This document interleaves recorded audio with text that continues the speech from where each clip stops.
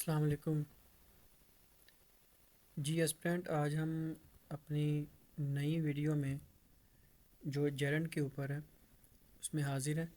और मैं एक चीज़ आपको पहले बता दूं, वीडियो को शुरू से आखिर तक देखा करें और जो अभी मेन पॉइंट्स होते हैं उनके साथ साथ नोट्स बनाते रहा करें। आप लोग क्या करते हो कि जो चीज़ मैं बता रहा हूँ उसको आप लोग समझ तो लेते हो, लेकिन नोट्स ना बना पाने की वजह से आप रिवाइज़ नहीं कर पाते। तो आज हम अपने इस थर्ड पार्ट में, अपनी इस वीडियो के थर्ड पार्ट में एडवांस वर्ब के बारे में बात करेंगे। आज हम जिस इस वीडियो में जो बात करने जा रहे हैं वो एडवांस वर्ब के बारे में है। कुछ बुनियादी चीज़ें जो पिछली क्लासों में मैंने बता दी हैं, उसमें हमने इन्फिनेटिव की बात की थी। बुनियादी तौर पर जो नॉन फिनाइट वर्ब होती हैं, तो इन्फिनेटिव, जेरेंड और पार्टिसिपल, तो ये तीन होती हैं कैटेगरीज जो हमने पीछे पढ़ी हैं। हमने इन्फिनेटिव की शुरुआत कर दी, अब हम बात करेंगे जेरेंट की। ये आपके सामने आ गया, ठीक है, स्क्रीन पे जेरेंट। तो जेरेंट की हम बात करेंगे। तो एक चीज़ जो मैंने अभी बताई है वो ये है कि ये क्लासेस, ये वाले लेक्चर्स सभी के लिए फ़ायदेमंद है। कोई एकेडमिक बैकग्राउंड से है, कोई गवर्नमेंट एग्ज़ाम्स की प्रिपरेशन कर रहा है, सभी के लिए इक्वली इंपॉर्टेंट है क्योंकि सब कंसेप्ट एक जैसे ही होते हैं। तो जो चीज़ें आपको करवाई जा रही हैं ना वो अच्छे से समझना और नोट्स बनाते रहना, क्योंकि आप लोग नोट्स नहीं बनाते और जब कंसेप्ट जेहन से निकल जाते हैं तो फिर कहते हो कि टीचर अच्छा नहीं है। टीचर अच्छे ना होने की बात नहीं होती, आप लोग खुद ही मेहनत नहीं करते। तो इनको आपने ना सिर्फ देखना है बल्कि रिवाइज भी करते रहना है। तो रिवीजन के लिए जो है ना वो नोट्स लाजमी होते हैं, ज़रूरी होते हैं। चलो शुरू करते हैं। आप सबको आज जेरेंट की बात समझाई जाएगी, ठीक है, कि what is gerund and we will be able to understand all its concepts. यानी जितने भी जेरेंट के रिलेटेड जितने भी कॉन्सेप्ट्स हैं वो आप लोग इजीली समझ पाओगे इंशाल्लाह। मेरी कोशिश होगी कि मैं वीडियो को शॉर्ट रखूं। और दरअसल एक और बात भी है, वीडियो को जो वर्ब की जो है ना वो सीरीज जो मैंने शुरू की हुई है इसको पार्ट्स में इसीलिए मैंने कन्वर्ट किया है, डाइवर्ट किया है, ताकि आप लोग एक लंबी वीडियो देखने की बजाय अगर पार्ट्स में देखोगे तो आप लोगों के लिए नोट्स बनाना भी आसान रहेगा और सेकंडली आप लोगों के लिए समझना भी आसान रहेगा। बाज़ अवत क्या होता है कि कुछ लोगों ने लाइव स्ट्रीमिंग की होती है और उसमें वो सभी कुछ जो है ना वो 4-4 5-5 घंटे का एक सेशन करवा के सब कुछ बता गए होते हैं। अब होता क्या है कि वो सारी रिकॉर्डिंग एक साथ हुई होती है, तो इसलिए मेरी जो कोशिश होती है वो होती है कि उनको ब्रेक कर दिया जाए, वीडियो को थोड़ा सा पार्ट्स में डिवाइड कर दिया जाए ताकि आप लोगों के लिए समझने में आसानी हो। और अगर आप लोगों ने बाद में भी आके उस वीडियो का कोई देखना हो पोर्शन, तो आप लोगों को इतनी ज़्यादा आगे स्किपिंग ना करनी पड़े, वीडियो को इतना आगे छोड़ के जाना ना पड़े, बल्कि आप लोगों को पता हो। इसलिए मैंने वीडियोस को जो ना प्ले लिस्ट में रखा है। तो प्ले लिस्ट में उसको एक्सेस करना लेक्चर वाइज वो इजी हो जाता है, ठीक है। तो ये कुछ बुनियादी बातें थी जो आपको बताना ज़रूरी थी ताकि आप लोगों की अंडरस्टैंडिंग हो जाए। तो चलो शुरू करते हैं। जेरंड की बात की मैं बात कर रहा था। तो आप सबको नॉन फिनाइट वर्ब याद है ना, नॉन फिनाइट वर्ब जो हमने किए थे पीछे। तो उसमें तीन कैटेगरी थी। एक इन्फिनेटिव थी, इन्फिनेटिव यानी जो टू प्लस वर्ब की फ़र्स्ट फॉर्म वाली होती है और जिसको हमने पीछे पढ़ लिया है। बाकी जो दो रह गई हैं वो जेरेंड की है और पार्टिसिपल की है। आज हम जिसको डील करेंगे ये जेरेंड है। तो अक्सर क्या होता है कि लोग जेरेंड में और पार्टिसिपल में थोड़ा सा इबहाम का शिकार रहते हैं, थोड़ी सी कन्फ्यूजन का शिकार रहते हैं। तो पहले मैं आपको बेसिक्स सिखाता हूँ, फिर एग्ज़ाम ओरिएंटेड चीज़ें बाद में जाएंगे। एग्ज़ाम ओरिएंटेड से मुराद ये भी है, कुछ लोग बेसिक लर्नर्स होते हैं, कुछ लोग कुछ चीज़ों को सीख गए होते हैं, तो उनके लिए फिर ज़रा थोड़ा सा एडवांसमेंट हो जाती है, इसलिए मैंने उसको एडवांस वर्ब कहा है। तो बेसिक्स सीखेंगे पहले, बेसिक्स के बाद फिर आगे बढ़ते हैं। तो सबसे पहले आपके लिए ये जानना ज़रूरी है कि जेरेंड होता क्या है। जेरेंड होता क्या है, ठीक है। अक्सर आपने सुना होगा कि लोग कहते हैं कि वर्ब के साथ जो आईएनजी वाली फॉर्म होती है ये वर्ब का ही काम करती है, जैसे आई एम टीचिंग या आई एम राइटिंग वगैरह। मतलब कोई एग्ज़ाम्पल ले लेना, ठीक है। कि मैं मतलब टीच करवा रहा हूँ, मैं पढ़ा रहा हूँ, मैं लिख रहा हूँ, तो जो आईएनजी वाली फॉर्म होती है उसको मोस्टली लोग इबहम का शिकार होते हैं कि इसमें हम पार्टिसिपल का कैसे फ़र्क मालूम करें और जेरेंड का कैसे मालूम करें। तो मगर बहुत बार जब हम वर्ब की आईएनजी वाली फॉर्म देखते हैं, वो वर्ब का काम करने के बजाय नाउन का काम भी करती है।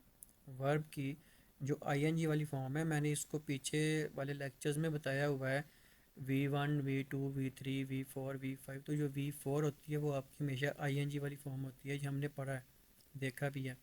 ठीक है।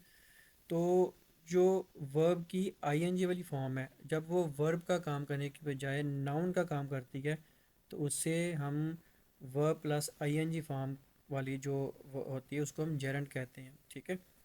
तो जेरेंड एक तरह का नाउन ही होता है, मगर नाउन का एग्जैक्ट फॉर्म नहीं होता। यानी आईएनजी वाली जो फॉर्म होती है वर्ब की, वो जब वर्ब का काम छोड़ के नाउन का काम करती है तो हम उसको बोलते हैं gerund. Right. Point number one, when a verb with its ing form works as a noun, then we will call it, या we call it as a gerund। ठीक है। ये पॉइंट नंबर वन है। तो होता क्या है कि जेरेंड एक तरह का नाउन ही होता है, मगर नाउन का एग्जैक्ट फॉर्म नहीं होता। समझ आ रही मेरी बात? तो इन बातों को अमली तौर पे सीखते हैं।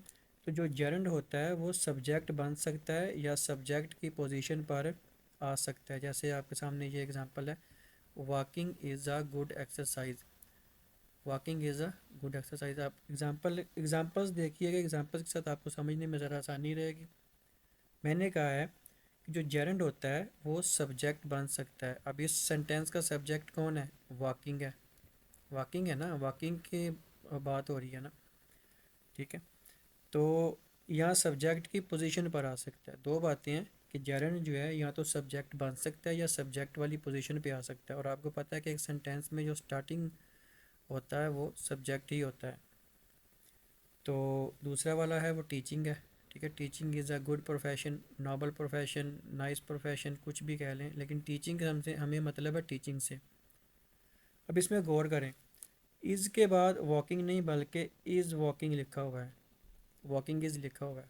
ऐसा ही है ना। यानी इज़ हमारा क्या होता है? बी की फॉर्म है। हमने पीछे पढ़ी है वो जो मेन वर्ब्स थी, सॉरी हेल्पिंग वर्ब्स थी, उसकी कैटेगरी थी बी। और बी में जो थी वो is am are was were पढ़ी हुई है ना, बी बीइंग बीन। तो इज़ के बाद जो हम यूज़ करते हैं वो आईएनजी वाले होते हैं, लेकिन इधर आईएनजी वाला पहले आ गया। गौर कर रहे हैं आप? ठीक है। तो इज़ के बाद वॉकिंग नहीं बल्कि वॉकिंग इज़ लिखा हुआ है। तो इसमें देखें इज़ को मेन वर्ब के तौर पे लगाया गया है। इज़ यहाँ पे मेन वर्ब है। हेल्पिंग वर्ब के तौर पे यहाँ पे इज़ काम नहीं कर रहा, बल्कि क्या कर रहा है? मेन वर्ब के तौर पे काम कर रहा है। ठीक है। एम और वी, मेन वर्ब। तो अब हमें पता है कि वर्ब आई है तो सब्जेक्ट भी आया होगा, क्योंकि ऐसा नहीं हो सकता कि वर्ब हो और सब्जेक्ट ना हो। ठीक है। तो वर्ब आई है तो सब्जेक्ट भी आया होगा। तो इन फ़िक्रों में देखें, वॉकिंग और ये वाला और दूसरा टीचिंग। ठीक है। ये दोनों जो है वो क्या है? सब्जेक्ट नज़र आ रहे हैं। इन फ़िक्रात में देखें, वॉकिंग और टीचिंग जो है ना वो सब्जेक्ट ही नज़र आ रहे हैं, क्योंकि और तो कोई है नहीं इधर सब्जेक्ट। ऐसा ही है ना, और कोई सब्जेक्ट है इधर? नहीं है। तो हम ये क्या देख रहे हैं कि वॉकिंग और टीचिंग जो है ये वर्ब के साथ आईएनजी वाली फॉर्म है। ऐसे ही है ना, वर्ब की आईएनजी वाली फॉर्म है ना। तो आपको याद है कि इंग्लिश में सब्जेक्ट बनने का काम या तो नाउन करते हैं या फिर प्रनाउन करते हैं। Point number two, English language में सब्जेक्ट बनने का काम या नाउन करते हैं या प्रनाउन करते हैं। तो इनमें देखें, अगर वर्ब आई है, वर्ब यानी इज़ आई है, ये वाली जो है, ठीक है, इज़ आई है ना, तो ये अगर आई है तो सब्जेक्ट भी आया होगा। तो अब आप कहोगे कि वॉकिंग वगैरह तो V plus I N G form है, ये वॉकिंग है या टीचिंग है, ये तो वी प्लस मतलब वर्ब की आई एन जी वाली फॉर्म है। तो मैंने बताया ना कि बहुत बार V plus I N G जो है वो एक नाउन का भी काम करती है। अभी मैं कुछ बातें रिपीट कर रहा हूँ इसीलिए क्योंकि ये एक बहुत ही अछूता टॉपिक है, जिस पे बहुत कम बात होती है, या जिसके जस्ट बेसिक्स भी बहुत कम लोगों को उस हिसाब से बताए गए होते हैं कि जिसमें वो उसको अच्छे से समझ सकें। इसलिए मैं कोशिश करूँगा कि मैं इसको थोड़ा सा रिपीट करूं, रिपीटिशन में आपको बार बार दोहराऊं ताकि आप लोगों को माइंड में आ जाए। मैंने कहा है कि इंग्लिश लैंग्वेज में सब्जेक्ट बनने का काम या तो नाउन करते हैं या फिर प्रनाउन करते हैं। ठीक है, तो इनमें देखें अगर वर्ब आई है तो सब्जेक्ट भी आएगा। वर्ब कौन सी है इधर, यहाँ पे इज़ जो है ना वो इज़ हालांकि होती हेल्पिंग वर्ब है, लेकिन यहाँ पे इज़ क्या कर रही है, मेन वर्ब का काम कर रही है। ये बात है, ठीक है। तो आप कहोगे कि वॉकिंग वगैरह तो वी एन जी वाली फॉर्म है, तो मैंने बताया ना कि बहुत बार वी एन जी एक नाउन का भी काम करती है। तो यहाँ पर जो है वॉकिंग वर्ब नहीं बल्कि नाउन है। वॉकिंग है या टीचिंग है वो क्या है, वर्ब नहीं है बल्कि नाउन है। फिर आप कहोगे कि वॉकिंग या टीचिंग जो है वो ना तो नाउन है ना ही प्रनाउन है। तो मैंने ये बात भी बताई है कि वर्ब की फर्स्ट फॉर्म यानी वी की जो आईएनजी वाली फॉर्म है वो बहुत बार नाउन का काम भी कर सकती है। तो ये जो यहाँ पे वॉकिंग वगैरह है यहाँ या टीचिंग है, यहाँ पे ये नाउन का ही काम कर रही हैं। ये बात स्टार्टिंग में मैंने आपको बताई है कि बाज़ का वर्ब की आईएनजी वाली फॉर्म जो है वो सब्जेक्ट की या तो पोजीशन ले सकती है या एज अ सब्जेक्ट काम कर सकती है। ठीक है, अब उस बात के तनाजुर में इसको आपने समझना है जो मैं कह रहा हूँ। मैंने कहा है कि ये जो वॉकिंग है या टीचिंग है ये यहाँ पे नाउन ही है, ठीक है, जिसे हम जेरंड बोलेंगे।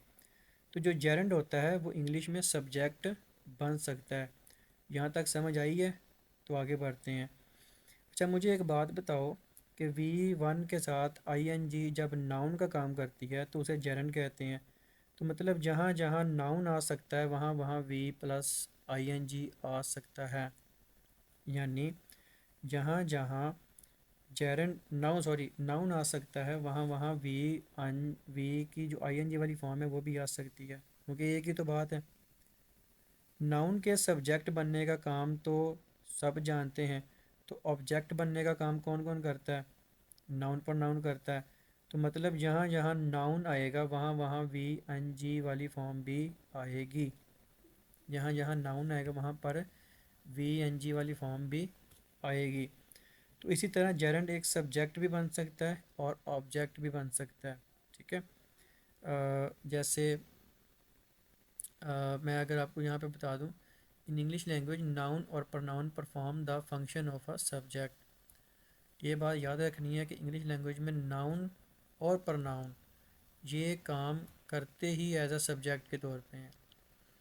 और दूसरे नंबर पे जो पॉइंट है वो है many times V plus I N G में वर्क एज ए नाउन। जो मैंने अभी आपको उर्दू में बताया है उसकी ये इंग्लिश मैंने लिखी हुई है ताकि मैं अब आपको उसके अकॉर्डिंग बता दूँ। मैनी टाइम्स यानी बाज़ कात या बहुत बार या बहुत मरतबा V plus I N G में वर्क एज अ नाउन, कि वी की आई एन जी वाली फॉर्म है ना वो एज अ नाउन भी काम कर सकती है। अब इन अबव सेंटेंसेस जैसे ये वाले सेंटेंस थे वॉकिंग और टीचिंग, इसमें walking and teaching are working as a noun. Walking और टीचिंग जो है ना वो यहाँ पे एक नाउन का काम कर रहे हैं और इस वजह से हम इनको जेरंड कहेंगे। ये मैंने बहुत ही सलीस उर्दू में सलीस ज़ुबान में आसान ज़ुबान में इसकी तशरीह कर दी है जो मैंने अभी स्टार्टिंग में बोला है।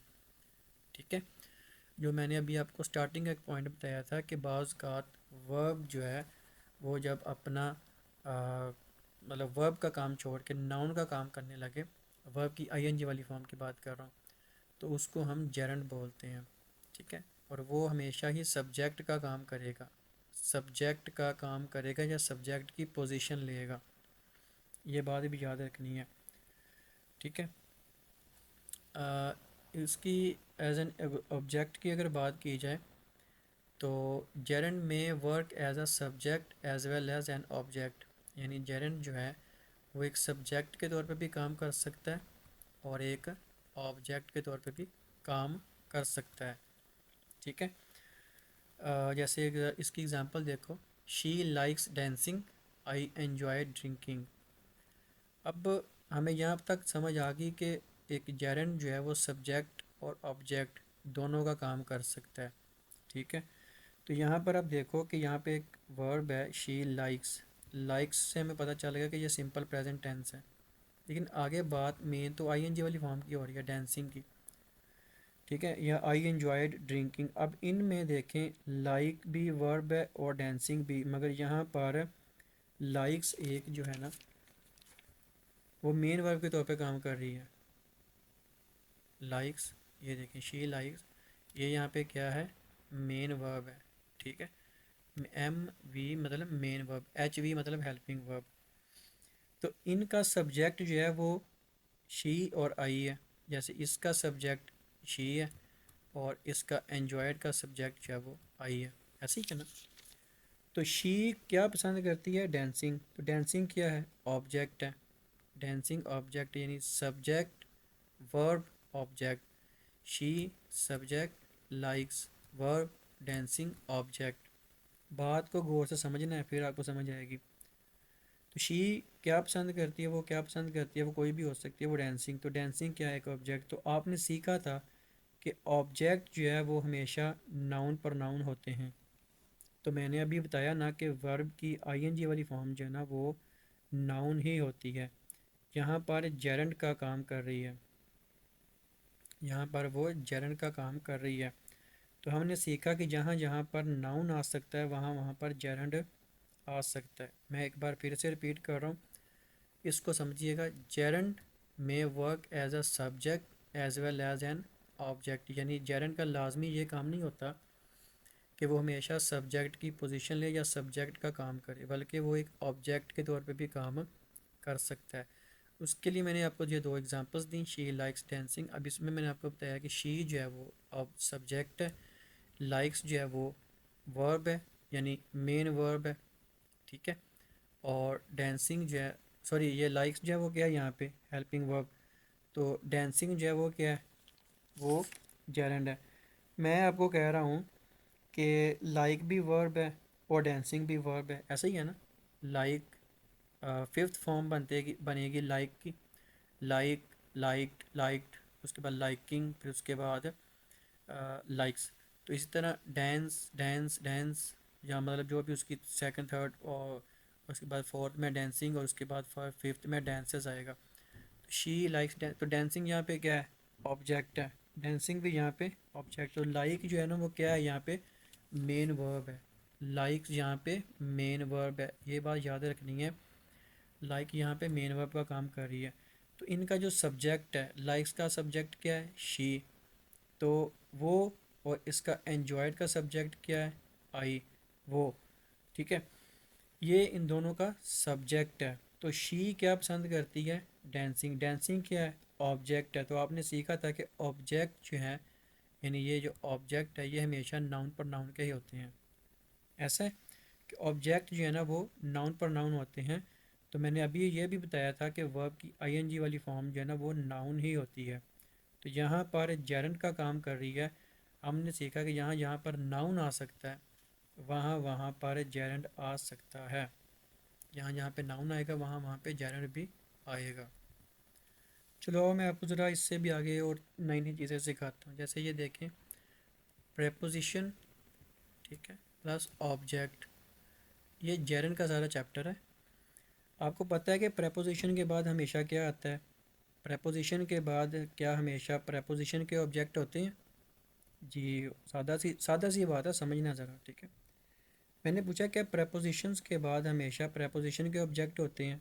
आपने कहा जी होते हैं, ऐसे ही कहा ना आपने, और वैसे भी होता भी ऐसा ही है। तो क्या अगर प्रेपोजिशन का कोई भी ऑब्जेक्ट बनने का काम नाउन या प्रोनाउन करता है, अगर प्रेपोजिशन है तो उसके कोई भी ऑब्जेक्ट बनने का काम नाउन प्रोनाउन करता है, बिल्कुल करता है। मान लो, मैं आपको वैसे एक मिसाल के तौर पर समझा रहा हूँ। मान लो कि अगर कहीं पर प्रेपोजिशन लिखी हुई है और इसके बाद किसी ने वर्ब लिख कर दे दी है, तो अब आप इसको ठीक कैसे करोगे। यानी आपने तो कहा है कि प्रेपोजिशन के बाद जो है ना वो नाउन या प्रोनाउन काम करेगा, या प्रेपोजिशन का कोई भी जो ऑब्जेक्ट है उसका काम नाउन और प्रोनाउन करेगा। तो मैंने कहा कि मान लो कि अगर किसी ने प्रेपोजिशन लिखी है और उसके बाद आपको दिख रहा है कि किसी ने वर्ब लिख दी है, तो आप इसको ठीक कैसे करोगे। तो इसको ये ऐसे है, इसका मतलब ऐसे है, क्योंकि अगर आपको पता है कि प्रेपोजिशन के बाद हमेशा नाउन प्रोनाउन आता है, और अगर नाउन प्रोनाउन की जगह वर्ब लिख कर दे दिया किसी ने, तो आप वर्ब को आईएनजी वाली फॉर्म बना दो, सिंपल सा। यानी प्रेपोजिशन जो है, समझिएगा दोबारा से मैं रिपीट कर रहा हूँ कि प्रेपोजिशन जो है उसका ऑब्जेक्ट बनने का काम कौन करता है? नाउन प्रोनाउन करता है, ऐसे ही करता है। यही बात है, बिल्कुल यही बात है। लेकिन आप लोगों ने देखा है कि प्रेपोजिशंस जो है उसके बाद कोई वर्ब आ गया, तो अब आप उसको ठीक कैसे करोगे? क्योंकि आपने तो ये पढ़ा हुआ है कि प्रेपोजिशन का जो ऑब्जेक्ट है वो हमेशा नाउन प्रोनाउन होता है। तो यहाँ पे तो वर्ब लिखा हुआ है, तो वर्ब को अब आपने ठीक करना है, तो फिर आपने क्या करना है कि नाउन प्रोनाउन की जगह पे वर्ब लिख कर दे दिया किसी ने, तो आप वर्ब को आईएनजी वाली फॉर्म बना दो। क्योंकि अभी तो हमने ये पढ़ा है कि वी की आईएनजी वाली फॉर्म, यानी वी की मतलब होता है वी1, यानी वर्ब की first form plus ING. B, ये वी की आईएनजी वाली फॉर्म भी जो है ना वो नाउन ही होती है। मतलब ये मैं बताना चाह रहा हूँ कि प्रेपोजिशन के बाद जेरंड आ सकता है। मैं आपको मिसालों के साथ समझाता हूँ। जैसे पहली मिसाल देखें, she is good at swim. She is good at swim. अब यहाँ पे एट जो है ना ये क्या है? प्रेपोजिशन है, समझिएगा। तो चलो बताइए इसमें गलती क्या है। तो इसमें देखें एट जो है वो एक प्रेपोजिशन है, और प्रेपोजिशन के बाद तो नाउन प्रोनाउन आता है, ऐसे ही हमने पढ़ा है। प्रेपोजिशन के इसमें गलती है, ये वर्ड ठीक नहीं है, इसमें गलती है। अब मैंने वो गलती ठीक करवानी है आपकी। मिसाल के तौर पे ये स्विम में ना, ये वर्ब है, स्विम वर्ब है। मैंने अभी आपको बताया है कि प्रेपोजिशन के ऑब्जेक्ट बनने का काम नाउन या प्रोनाउन करता है, यानी प्रेपोजिशन के बाद नाउन या प्रोनाउन आता है सिंपल लफ्ज़ों में। लेकिन अगर आपने वर्ब लिखी देख लिया, किसी ने वर्ब लिख दिया, तो अब आपने उसको ठीक कैसे करना है? तो आप लोगों ने उसी वर्ब की ये वाली फॉर्म जो है ना उसको आईएनजी में चेंज कर देना है। यही बताया ना मैंने आपको। तो अब देखें कि ऐड प्रेपोजिशन आ गई, उसके बाद क्या आ गया? स्विम आ गया। जबकि हमें पता है कि प्रेपोजिशन के बाद तो नाउन पर नाउन आता है, और इधर वर्ब दे दी गई है स्विम, तो स्विम वर्ब भी है ना। तो अब हम इसे वी के आईएनजी फॉर्म में तब्दील कर देंगे। इसे लिखेंगे she is good at swimming. जैसे ये देखें, she is good at swimming. बाकी चीज़ वही रहेगी, लेकिन प्रेपोजिशन के बाद हम उसके वर्ब को चेंज कर देंगे, और वो वर्ब चेंज करके हम उसको आईएनजी वाली फॉर्म में ले आएंगे। अब दूसरा है, I am sorry for tell you all this. I am sorry for tell you all this. अब यहाँ पे देखें, फॉर जो है ये एक प्रपोजिशन है। फिर वही बात कि प्रपोजिशन के बाद हमें पता है कि नाउन या प्रनाउन आएगा, लेकिन यहाँ पे टेल जो है वो ना तो नाउन है ना प्रनाउन है। टेल क्या है? टेल जो है वो एक वर्ब है। तो हमें पता है कि अगर वर्ब आ गया तो वर्ब को हमने क्या करना है? उसकी आईएनजी वाली फॉर्म में चेंज कर देना। तो I am sorry for telling you all this. For tell you all this नहीं आएगा, गलत आएगा। अगर आप कहीं पे लिखा देख भी लो तो आप समझ लेना कि ये गलत है। I am sorry for telling you all this. Simple लफ्ज़ों में मैं अब इस वाले हिस्से की थोड़ी सी तशरीह करूँगा, जस्ट ब्रीफली आपको बताऊँगा। हमने इसमें यह पढ़ा है कि अगर किसी प्रपोजिशन के बाद कोई ऑब्जेक्ट आए, प्रपोजिशन के बाद हमेशा नाउन या प्रनाउन ही ऑब्जेक्ट बनता है। तो अगर कहीं पे नाउन या प्रनाउन ना हो, मान लो कहीं पे नाउन प्रनाउन की जगह पे वर्ब लिख दिया है, इसकी दो एग्जांपल्स भी मैंने आपको दी है, स्विम हो गया या टेल हो गया। तो फिर आपने क्या करना है? तो हमने ये चीज़ पढ़ी हुई है कि वीब की आईएनजी वाली फॉर्म भी बाज़ दफ़ा कई मौक़ों पर नाउन का काम करती है। तो नाउन हमने इधर वर्ब देखा है, तो अब इस वर्ब को जो है ना वो हम उसकी आईएनजी वाली फॉर्म में चेंज करेंगे, तो वो बन जाएगा हमारा सही फ़िक्रा प्रेपोजिशन के बाद। ये प्रेपोजिशन के बाद वाली शर्त है, ठीक है। मैंने इसलिए इसको पार्ट्स में चेंज किया तब्दील किया हुआ है, ताकि आपको मैं पार्ट वाइज चीज़ें समझाऊँ, बजाय इसके कि मैं एक मैराथन शुरू करूँ और उसमें सभी चीज़ें जो ना वो एक साथ चल जाएं और ना बंदे को पता हो कि मैंने कौन सी। तो इसलिए मैंने उसको पार्ट वाइज चेंज किया, कन्वर्ट किया है, ताकि कौन कौन सी चीज़ कैसे कैसे आनी है उसका आपको ईज़िली और बखूबी पता चल सके। यहाँ तक क्लियर है? और यहाँ तक जो मैंने आपको बताया वो समझ आ गया, ठीक है। और उसके बाद एक और भी आई थिंक एग्जांपल थी इसमें, I am tired of argue. I am tired of argue. अब इसकी मैं आपसे भी पूछ सकता हूँ, क्योंकि दो एग्जांपल्स मैंने आपको समझा दी हैं। ऑफ जो है ना वो प्रेपोजिशन है, ऑफ जो है वो क्या है? प्रेपोजिशन है। मैंने आपको बताया कि प्रेपोजिशन के बाद अगर कोई नाउन या प्रनाउन ना दिखे और वर्ब दिखे, तो वर्ब को हम क्या करेंगे, आईएनजी फॉर्म में चेंज कर देंगे। तो I am tired of arguing, simple सा। यहाँ तक क्लियर है, समझ आ गई है। एक और भी है, what did you do on see your result. अब देखें ना, what did you do on यहाँ पे मैं ना दरअसल ये प्रपोजिशंस के ऊपर एक वीडियो बनाऊंगा जिसमें आप लोगों को दो तरह के पोर्शन दिखाऊंगा। एक तो ये सिंपल प्रपोजिशंस हैं, ठीक है, कि मतलब प्रपोजिशंस होती कौन कौन सी हैं। जैसे हमने ये ऑफ पढ़ा, ये यहाँ पे ऑन पढ़ा, इसके पीछे जो है ना हमने एक तो और भी पढ़ी। एक होता है फिक्स्ड प्रपोजिशंस, वो फिक्स्ड प्रपोजिशंस वाला भी इसके आगे आपको समझ आएगा। तो इसके ऊपर मैं एक अलग से वीडियो बनाऊंगा। जब हम प्रपोजिशन वाले फेज़ में जाएंगे तो इंशाल्लाह उसमें फिर हम डिटेल से, जैसे इसको वर्ब को पढ़ा है उसमें हम प्रपोजिशन को डिटेल से पढ़ेंगे, तो आप लोगों को सभी कॉन्सेप्ट जो है ना वो क्लियर हो जाएंगे, जो मोस्टली बुक्स में भी नहीं मिलते लिखे हुए। क्योंकि बुक्स में हमेशा बेसिक चीज़ें लिखी होती हैं, स्कूल कॉलेज के एक लेवल के मुताबिक उन्होंने जो करिकुलम में या सिलेबस में पढ़ाया गया होता है, या उसकी बुक के अंदर जो एक्सरसाइजेज होती हैं, ड्रिल्स होती हैं, उसके अकॉर्डिंग उन्होंने जस्ट बताया होता है। हम यहाँ पे इसको डिटेल ओरिएंटेड डिटेल्स में पढ़ रहे हैं, ब्रीफली नहीं पढ़ रहे, डिटेल्स में पढ़ रहे हैं, ताकि एक पार्ट्स ऑफ स्पीच है या टेंसेस हैं या कोई भी आगे हम सीरीज़ करेंगे उसमें कौन कौन सी जगह पे कौन कौन से कंसेप्ट कैसे कैसे समझने हैं वो आप सभी को पता चल जाए। जैसे हमने पिछली सीरीज़ में, पिछली वीडियोज़ में हैंग हंग वाला पढ़ा, सवाल उसमें एक दो और भी कंसेप्ट थे जो हमने पढ़े, ठीक है, फ्लो वाला, फ्लू वाला, इस तरह से। तो ये मेरी कोशिश होती है कि जो चीज़ें नई किसी ने बताई गई होती वो मैं आप तक लेके आऊँ।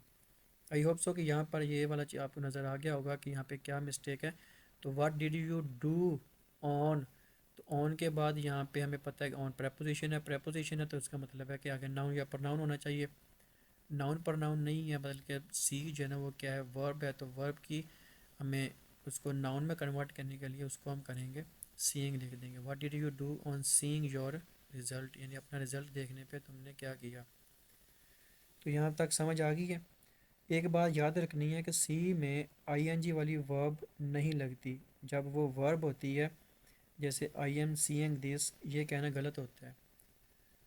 बात कर कहते हैं ना, अगर आप कहो कि आप क्या देख रहे हो तो आप कहो कि I am seeing the TV, seeing नहीं आएगा, ठीक है। मैं यहाँ पे ये बात समझाना चाह रहा हूँ कि सी में आईएनजी वाली वर्ब नहीं लगती जब वो वर्ब होती है। जैसे अब यहाँ पे सी जो है ना वो हम उसको नाउन का काम बनवाने के लिए उसको सीइंग कर रहे हैं, ये बात याद रखनी है आपने।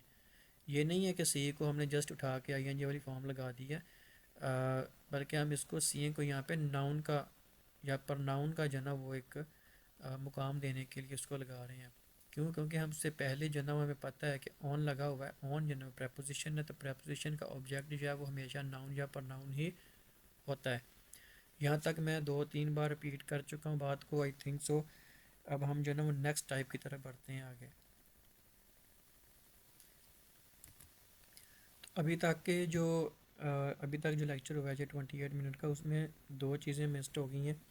ये वो आपको पता लग जानी चाहिए कि जहाँ जहाँ पे नाउन आ सकता है ना वहाँ वहाँ पे जेरेंड आ सकता है, क्योंकि ये एक ही तो बात है कि वहाँ वहाँ पे V plus I N G आ सकता है। हम ये जो वाली बात कर रहे हैं सीइंग की, ये जेरेंड की ही कर रहे हैं, ठीक है। तो नेक्स्ट टाइप जो है वो है पोजेसिव एडजेक्टिव प्लस जेरेंड, यानी ये भी वी की आई एन जी वाली फॉर्म है। अब यहाँ पे वी की आई एन जी वाली फॉर्म थोड़ा डिफरेंट वे में काम करेगी, वो जो पीछे वाली हमने पढ़ी थी उसकी निस्बत, ठीक है। तो गौर से समझिएगा।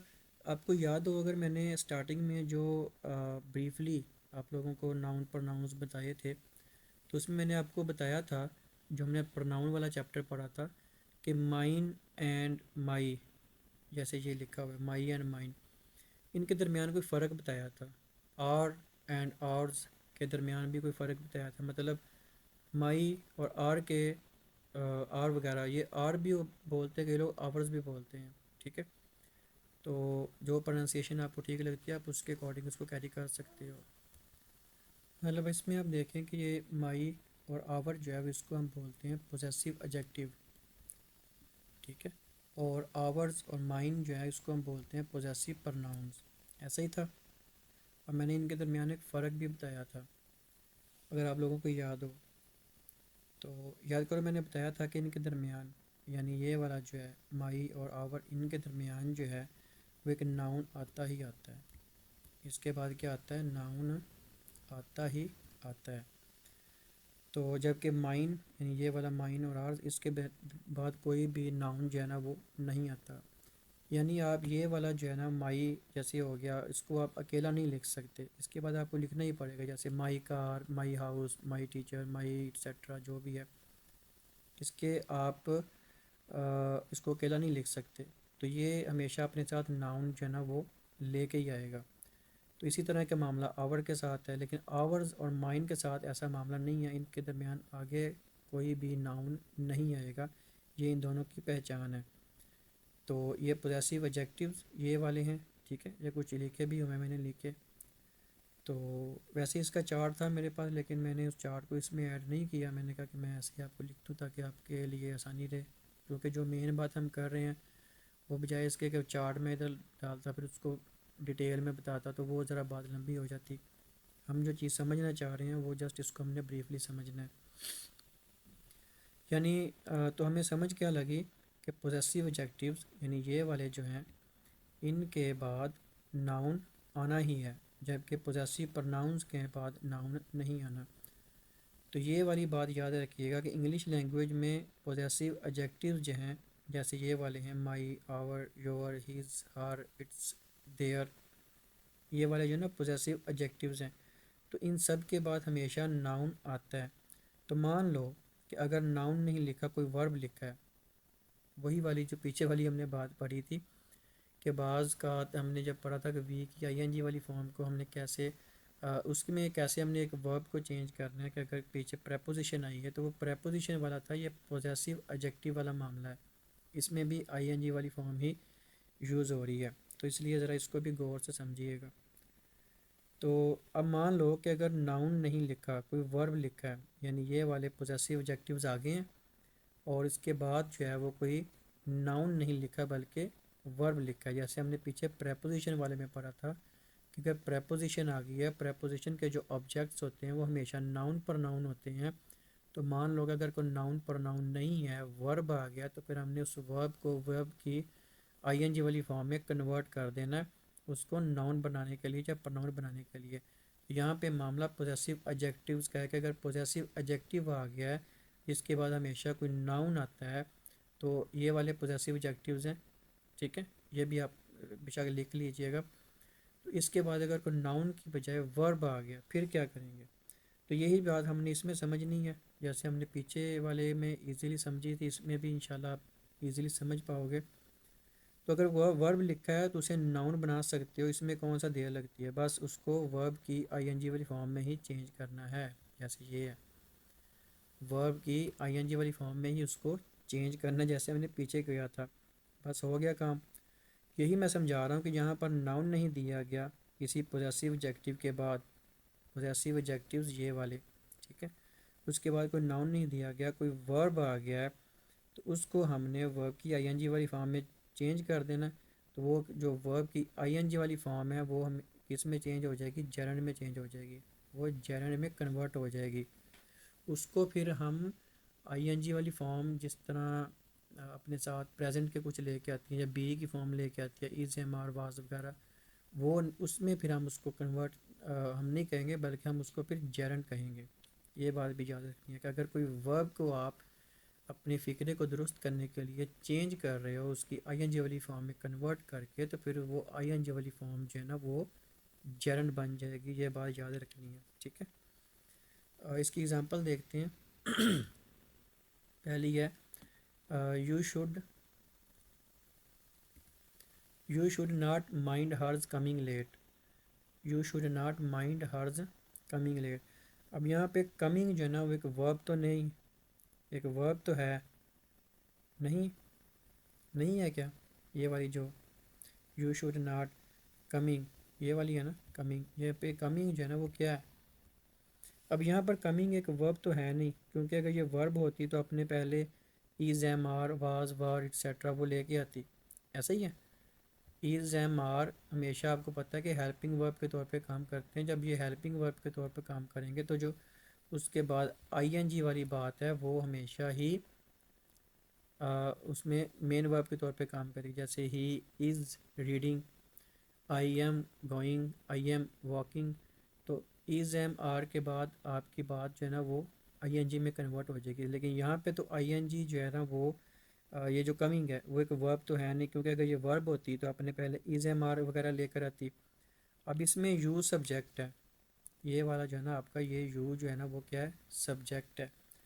अब यू सब्जेक्ट है तो शुड माइंड, ये वाला शुड और माइंड जो है ना ये आपका क्या है, वर्ब है। यू सब्जेक्ट है और शुड से माइंड तक जो है ना वो आपकी वर्ब है। और अगर कमिंग एक वर्ब है तो इसका सब्जेक्ट भी चाहिए होगा, ऐसा ही है। इसका तो ये वाली शुड और माइंड जो है ना ये तो वर्ब है, तो इसका सब्जेक्ट तो यू हुआ। अब यहाँ पे जो कमिंग है अगर ये भी एक मतलब अपना क्या है, वर्ब है, तो इसका भी सब्जेक्ट चाहिए होगा। फिर इससे पहले तो इज़ एम आर आना चाहिए। अभी के लिए ये मान लो कि कमिंग एक जेरेंड है, ठीक है। कमिंग जो है ना वो एक क्या है, जेरेंड है, क्योंकि आईएनजी वाली फॉर्म बहुत से काम करती है। तो कमिंग एक जेरेंड है और जेरेंड से पहले आपको पोजेसिव एडजेक्टिव चाहिए होगा। फिक्रा गलत था, इसको हमने ठीक करना है। पोजेसिव एडजेक्टिव हर्ज नहीं है बल्कि हर है। पोजेसिव एडजेक्टिव क्या है, हर्ज नहीं है बल्कि हर है।